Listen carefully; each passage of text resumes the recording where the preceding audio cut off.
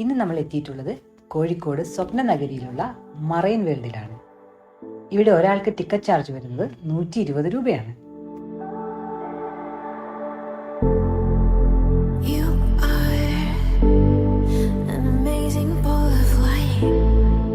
ഭംഗിയായി അലങ്കരിച്ചിരിക്കുന്ന എൻട്രൻസ് ഒക്കെ കടന്ന് നമ്മൾ ആദ്യം എത്തുന്നത് മനോഹരമായ ഒരു ഏവിയറിയിലേക്കാണ്.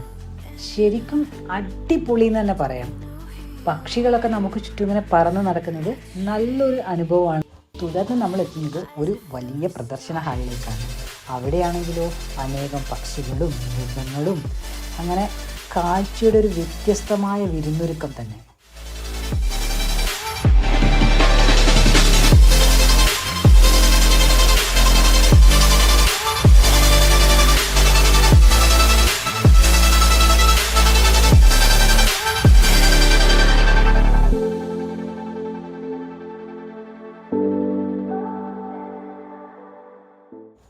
തുടർന്ന് അങ്ങോട്ടേക്ക് ധാരാളമായ മത്സ്യങ്ങളുടെ ഒരു കാഴ്ച വിസ്മയം തന്നെ. ചന്തുവിന് ഇതൊക്കെ ഒരു പുതിയ ദൃശ്യാനുഭവമായിരുന്നു. അവൻ അതുകൊണ്ട് തന്നെ കാഴ്ചകളൊക്കെ നന്നായി ആസ്വദിക്കുന്നുണ്ടായിരുന്നു.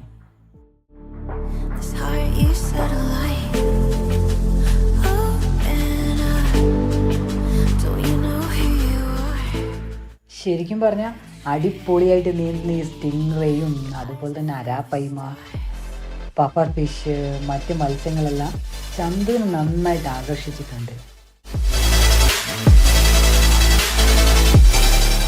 പല പല വർണ്ണത്തിലും രൂപത്തിലും ഭംഗിയിലുമുള്ള ഈ ശുദ്ധജല മത്സ്യങ്ങളും കടൽ മത്സ്യങ്ങളും അവയൊക്കെ ക്രമീകരിച്ചിരിക്കുന്ന ആ രീതികളും ഒക്കെ കാണേണ്ട ഒരു കാഴ്ച തന്നെയാണ്. ഇനിയാണ് മത്സ്യകന്യകയുടെ വരവ്. അതൊരൊന്നൊന്നര കാഴ്ച തന്നെ.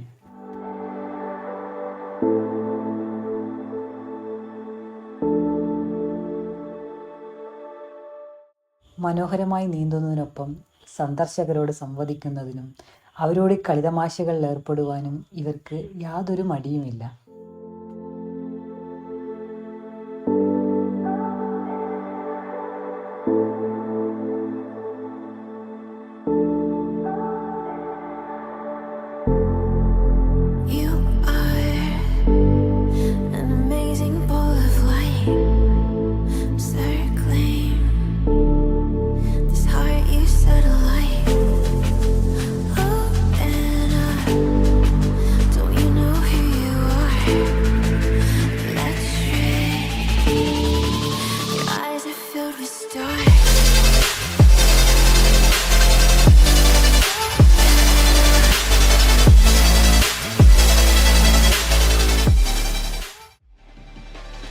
ഇനിയാണ് അണ്ടർ വാട്ടർ ടണലിലെ അത്ഭുതം.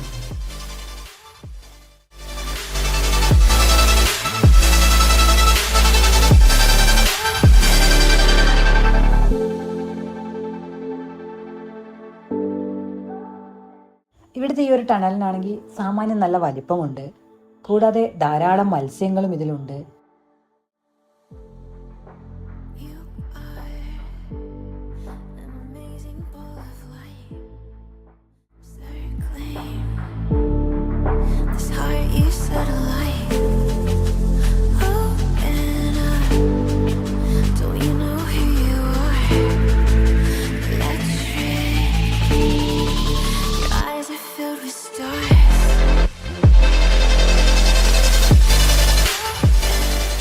ശരിക്കും പറയുകയാണെങ്കിൽ കോഴിക്കോട് ടൗണിൽ നമ്മൾ കണ്ടിട്ടുള്ള ഇതുപോലെയുള്ള പരിപാടികളിൽ വെച്ചിട്ട് മറക്കാനാവാത്തൊരു ദൃശ്യാനുഭവം തന്നെയാണ് മറൈൻ വേൾഡ്.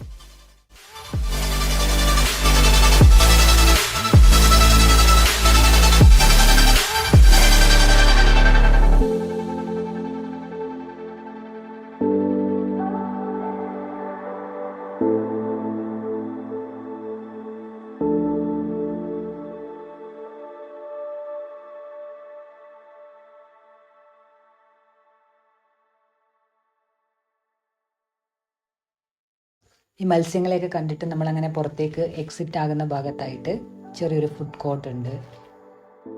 അതുപോലെ തന്നെ ഷോപ്പിങ്ങിനായിട്ട് ചെറിയ സ്റ്റോളുകളുണ്ട്. ഗെയിംസിൻ്റെ കുറച്ച് സോണൊക്കെ ഉണ്ട്.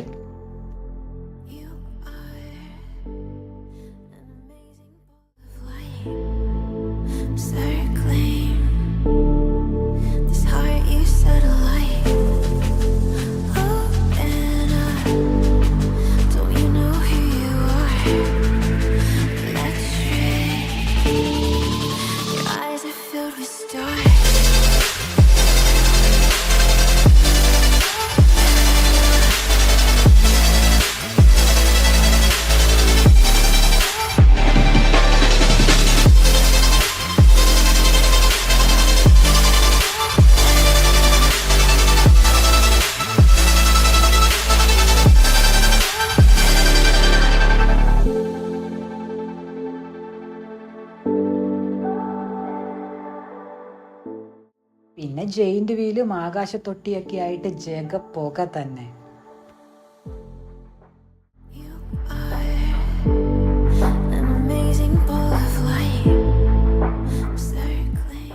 ഇതെല്ലാം കഴിഞ്ഞ് നമ്മൾ സ്വപ്ന നഗരി വിടുന്നത് കുറച്ച് നാളത്തേക്കെങ്കിലും മനസ്സിൽ നിൽക്കുന്ന കുറേ നല്ല ദൃശ്യ അനുഭൂതിയുമായാണ്. പിന്നെ